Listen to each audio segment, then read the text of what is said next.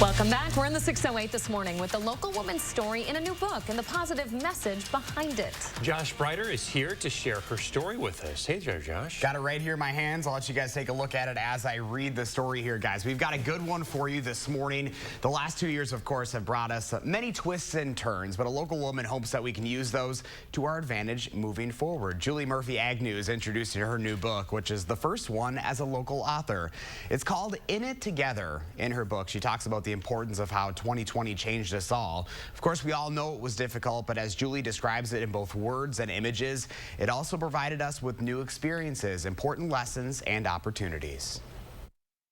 The storyline changed sometimes just because of what was going on, but yeah, it's interesting that it's now published, but everything in it is still completely relatable. What I have found out through getting the book in people's hands, there's something in the book that resonates with everybody. Julie started the project after losing her job at the start of the pandemic and seeing families spending so much time together, including her own as a new mom. She put a call out to dozens of folks in hopes of collecting those images and experiences you'll see in the book, and she hopes everyone will relate to the book in some way, shape, or form. If you'd like to learn more about Julie or her new book, you can go to the story at channel3000.com.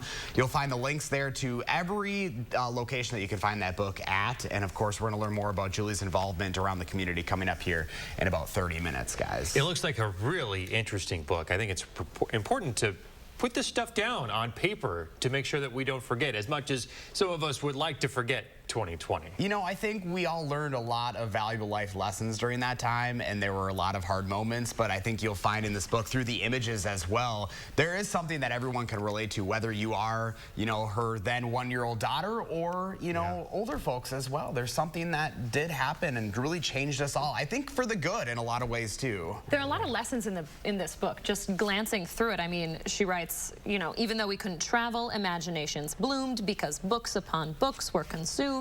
I mean, it's a lot of highlights, which could be hard to find in 2020, but we did learn a lot of valuable lessons. There were a lot of things that we didn't even know that were in our own backyard, right, that we were able to take and use that to our advantage for sure. Having a new baby in 2020, I can relate with that too. Right? Yeah, there you go. Thanks, Josh. You bet. Remember to let Josh know what inspires you in the 608. You can reach out on social media or email him at in the608@wictv.com.